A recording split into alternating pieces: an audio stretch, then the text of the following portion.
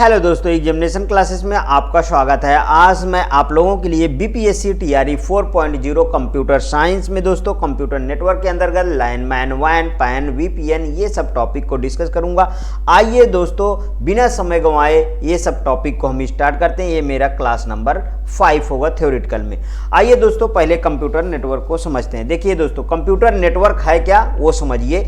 अगर मैं एक लाइन में डिफिनीशन कंप्यूटर नेटवर्क की बताऊं तो computer network 2 or more than 2 कंप्यूटरों को आपस में जोड़ के डाटा शेयरिंग करना ही कंप्यूटर नेटवर्क कहलाता है। अब देखिए इसमें क्या है, वही सब चीजें लिखा होता है। यहां पे देखिए कंप्यूटर नेटवर्क से हमारा तात्पर्य आसपास या दूर बिखरे हुए कंप्यूटरों को एक प्रकार से जोड़ने से है कि इनमें से प्रत्येक कंप्यूटर किसी दूसरे कंप्यूटर के साथ स्वतंत्र रूप से संपर्क बनाकर सूचनाओं या संदेशों का आदान प्रदान कर सके और एक दूसरे के साधनों या सुविधाओं को साझा कर सके। बिल्कुल सही दोस्तों। देखिए जितने भी कंप्यूटर है आपस में जोड़ दिए जाएंगे, उसमें सेंडर रिसीवर एक दूसरे में डाटा या इंफॉर्मेशन भेजेंगे और प्राप्त करेंगे, तो वो दोस्तों कंप्यूटर नेटवर्क के अंतर्गत आएगा। दूसरे शब्दों में आप समझिए, सूचनाओं या संसाधनों के परस्पर आदान प्रदान एवं साझेदारी के लिए 2 या 2 से अधिक कंप्यूटरों को परस्पर जुड़ाव कंप्यूटर नेटवर्क कहलाता है। बिल्कुल करेक्ट दोस्तों। यहां पे देखिए कंप्यूटर नेटवर्क का निर्माण 1969 में हुआ था दोस्तों।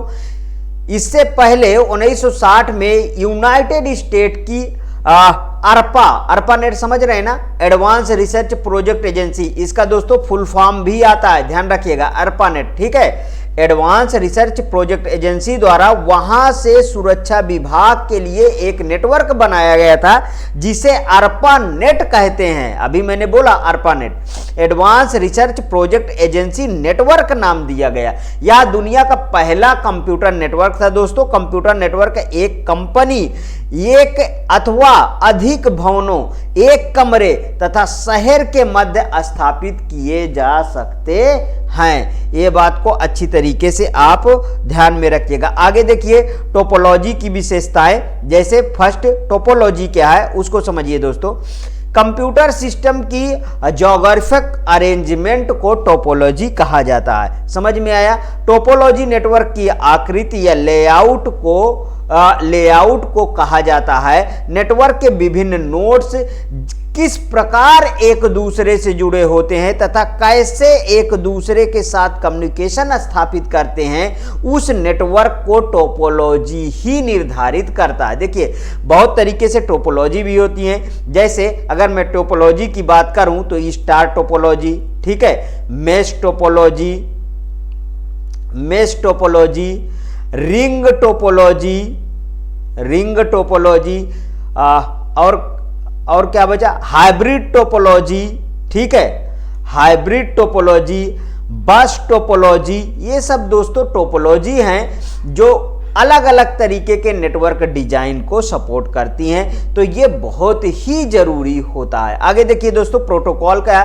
ये तो मैं बहुत बार बता चुका हूं कि देखिए इसको 3-4 वर्डों में खत्म करना चाहे प्रोटोकॉल क्या है तो सेट ऑफ रूल, जिस फील्ड में आप बोलना चाहते हैं उस फील्ड को आगे जोड़ दीजिए। Set of rule on network, जैसे हम नेटवर्क में बोलना चाहते हैं तो देखिए सेट ऑफ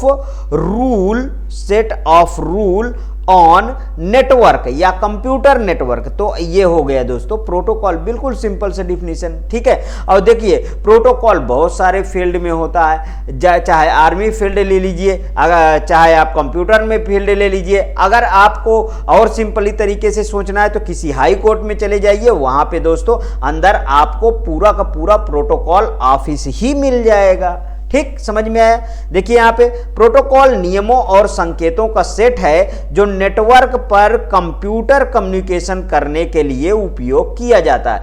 यह डाटा कम्युनिकेशन को कंट्रोल करता है। यह कम्युनिकेशन डिवाइस के बीच एक एग्रीमेंट को रिप्रेजेंट करता है। प्रोटोकॉल के बिना दो डिवाइस कनेक्ट किए जा सकते हैं लेकिन कम्युनिकेशन नहीं कर सकते उससे। ध्यान दीजिएगा, बिना प्रोटोकॉल के दो डिवाइस तो आप कनेक्ट कर लोगे, दो कंप्यूटर तो आप कनेक्ट कर लोगे, लेकिन आप उसके बिना प्रोटोकॉल के आप कम्युनिकेशन नहीं कर सकते हो। अब आर्किटेक्चर क्या है इसे समझिए।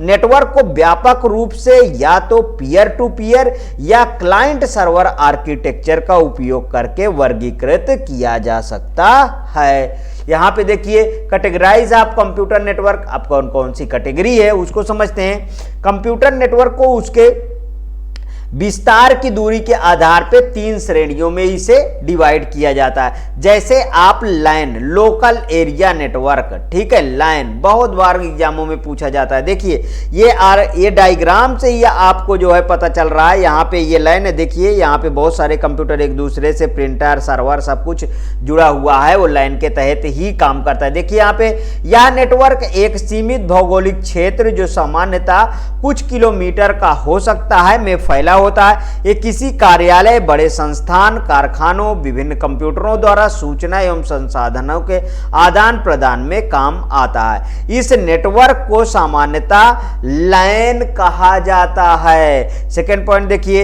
इस कार्य क्षेत्र का विस्तार 1 से 2 किलोमीटर तक होता है दोस्तों, इससे ज्यादा नहीं होता है, ठीक है। इससे ज्यादा आ जाएगा तो फिर मैन में आ जाएगा। देखिए लैन के विभिन्न रूप में 10 MBPS से 100 MBPS तक डाटा आप ट्रांसफर कर सकते हैं। जैसे ईथरनेट, जो आप इंटरनेट की केबल यूज करते हो वो ईथरनेट है, ध्यान रखिएगा। ईथरनेट, टोकन बस, टोकन रिंग, FDDI, ठीक है, आदि के द्वारा यह डाटा ट्रांसफर रेट प्राप्त की जा सकती है। लैन एक मास्टर कंप्यूटर होता है जिसे सर्वर कहते हैं तथा शेष सभी डंब कंप्यूटर होंगे जिसे हम क्लाइंट कहेंगे या टर्मिनल कहा जाएगा, ठीक है। सर्वर सभी टर्मिनल पर कंट्रोल स्थापित करता है, क्योंकि जो सर्वर होता है वो मेन होता है और जो क्लाइंट होते हैं उससे अटैचमेंट होते हैं, ठीक है। लाइन में सभी कंप्यूटर ट्विस्टेड पेयर केबल बताया हूं ना, जो ऐसे ऐसे ऐसे होती है, ट्विस्टेड पेयर केबल, ठीक, ट्विस्टेड पेयर केबल अथवा कोक्सियल केबल से जुड़े होते। कोक्सियल केबल में एक निकला रहता है उसमें और जैकेट इस तरीके चढ़े रहते हैं, ये भी बता चुका हूं, तो प्रीवियस वीडियो आप इसके लिए देखिए, ठीक है। ट्विस्टेड पेयर केबल और कोक्सियल केबल द्वारा जोड़े जाते हैं अथवा एक लाइन में 100 से अधिक कंप्यूटरों को नहीं रखा जाता है, ये भी ध्यान में रखिएगा। देखिए 2 तरीके से इसमें बहुत ज्यादा क्वेश्चन, इसकी रेंज भी पूछ लेता है, डाटा ट्रांसफर रेट भी पूछ लेता है, ये सब चीजें याद रखिएगा। आगे देखिए, लाइन छोटे होते हैं अतः इन्हें संभालना व इनकी देखरेख करना आसान होता है। इनमें सामान्यतः शॉर्ट सर्किट व अन्य अनचाहे संकेतों के कारण कभी कभी कुछ दोष आ जाते हैं। लाइन एक ही केबल से सभी टर्मिनल को जोड़ता है। आगे देखिए, लाइन का क्षेत्र सीमित होने के कारण इसमें विभिन्न प्रकार के टोपोलॉजी काम में ली जा सकती है। लाइन में सभी कंप्यूटरों पर बैठकर अलग अलग व्यक्ति कार्य कर सकते हैं तथा साथ ही वे परस्पर एक दूसरे के कार्य को देख सकते हैं, उनमें संशोधन कर सकते हैं, परिवर्तन कर सकते हैं, ये सब चीजें कर सकते हैं। आगे देखिए, मेट्रोपॉलिटन एरिया नेटवर्क दूसरा है दोस्तों, जो लाइन से बड़ा होगा। यहां पे देखिए, अब इसमें building 2 network, building 4 network, building 1 network और डायरेक्ट इंटरनेट से देखिए ये कनेक्टेड है, ठीक है। ये होता है, ये किसके अंतर्गत आता है दोस्तों, ये मैन के अंतर्गत आता है, यह लाइन से बड़ा होता है।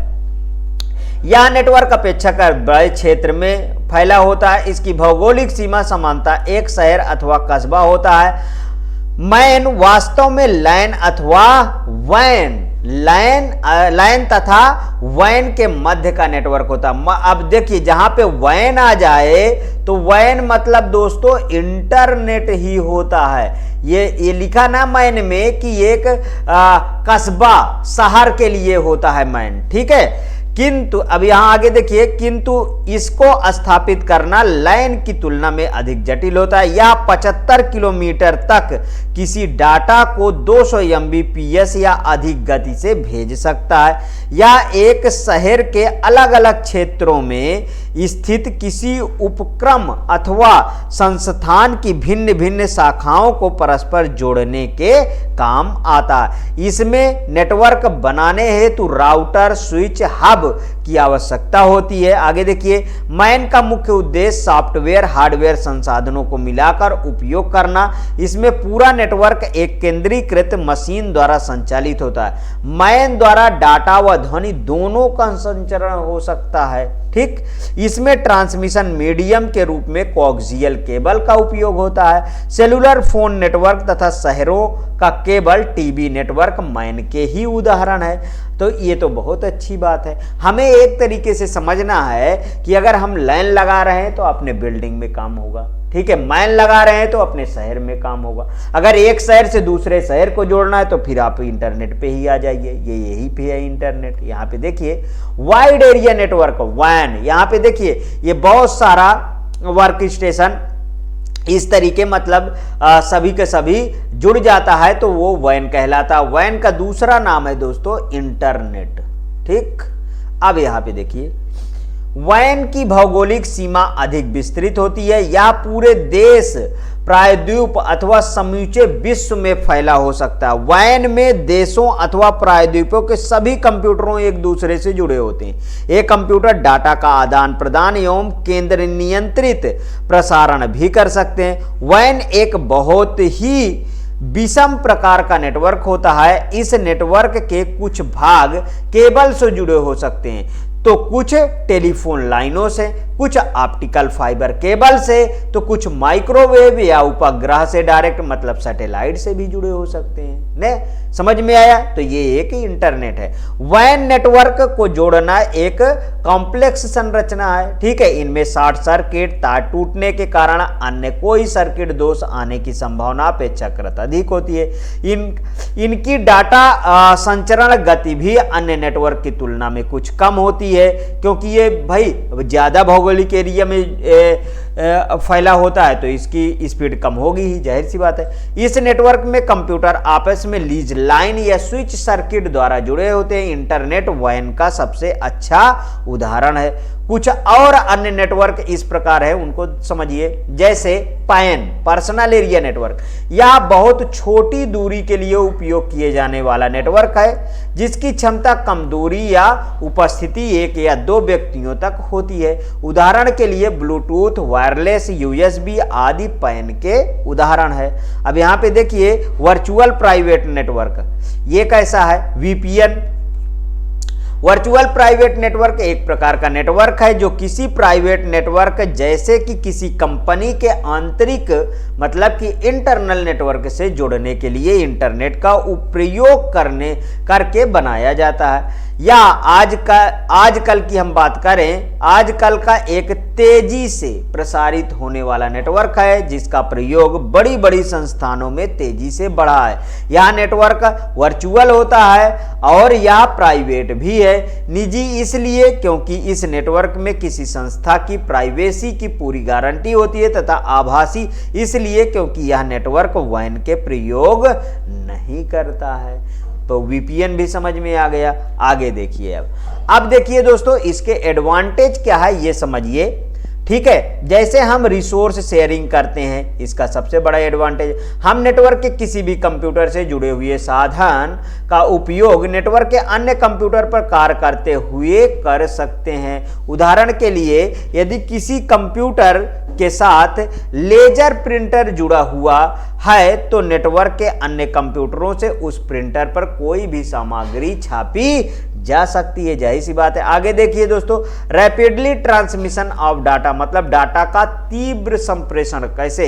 कंप्यूटरों के नेटवर्किंग में दो या दो से अधिक कंप्यूटरों के बीच सूचना का आदान प्रदान तीव्र सुरक्षित रूप से होता है। इससे कार्य की गति तेज होती है और समय की बचत भी होती है। आगे देखिए, विश्वसनीयता या रिलायबिलिटी क्या है? नेटवर्क में किसी फाइल की दो या अधिक प्रतियां अलग अलग कंप्यूटरों पर स्टोर की जा सकती हैं। यदि किसी कारणवश एक कंप्यूटर खराब या असफल हो जाए तो वह डाटा दूसरे कंप्यूटरों से प्राप्त हो सकता है। इस प्रकार नेटवर्क के कंप्यूटर एक दूसरे के लिए बैकअप का कार्य भी करते हैं, जिससे उसकी विश्वसनीयता, रिलायबिलिटी और भी बढ़ती है। ये रहा दोस्तों आज का छोटा सा टॉपिक। मेरी तबीयत दोस्तों कुछ वीक होने के कारण मैं कल जो है क्लास नहीं ले पाया हूँ।